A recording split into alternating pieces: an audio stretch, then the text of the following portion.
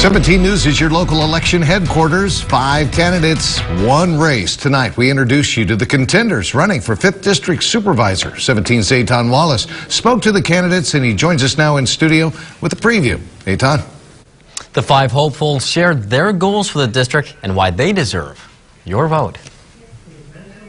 Leticia Perez is the chairperson of the Kern County Board of Supervisors. She has represented the 5th Supervisorial District since 2013, a district which represents much of East Bakersfield. Now, she's running for re-election. Here you can see we've invested nearly $250,000 on a new pavement. Perez met us in front of the soon-to-be-completed Martin Luther King Jr. Elementary School right next to Bell Terrace Park in South Bakersfield, a park currently undergoing restoration. She says her role in appropriating grant funds for these projects underscores her commitment to the district. I feel very loved and supported by this community and my voters because I know that they know how hard we have worked to bring real opportunities for families, for working people, for regular Kern County people. In the race, she is squaring off against 4 opponents. People ask me, how do you feel, Perez, you're going up against 4 men on election day? And I like to remind them, you know, I go up against 4 men every Tuesday and I think I do all right.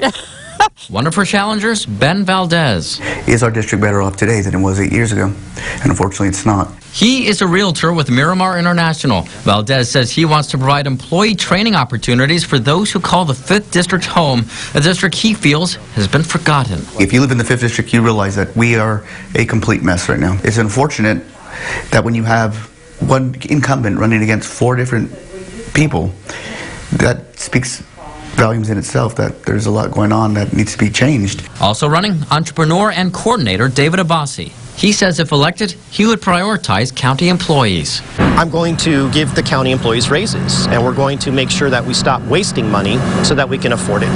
Abbasi believes he would bring a breath of fresh air to the board. Together, we'll bring integrity and transparency to the board. Kern County deserves better. The quality of life here for the Kern County is lacking. Dr. Ricardo Herrera is a trustee on the Greenfield Union School District Board. He also is the owner of the El Zarape Mexican restaurant on South Union Avenue. If elected, he says he would tackle the issue of poverty. The reason we see a lot of poverty in this part of the county too is because there's a lack of economic development taking place. And that should have taken place already years ago. And then there's Ronnie Cruz. He is the sales manager at El Popular, Kern County's only Spanish-language newspaper. He also is the creator of Feed It Forward, an annual event which provides hundreds of Thanksgiving meals to those in need. Safety begins with me and you. If elected, he says he'll work to make Kern County streets safer. If I save 1 life, mission complete. My #1 priority is to stop the killings. That's what we need in Baker. So we need to bring public safety to its highest levels. We want it so safe that if you're walking in the 5th District, you could think that you're walking in Seven Oaks or on Riverwalk Boulevard, where you won't get harassed, where you won't get robbed or fear for your life. Safety is #1.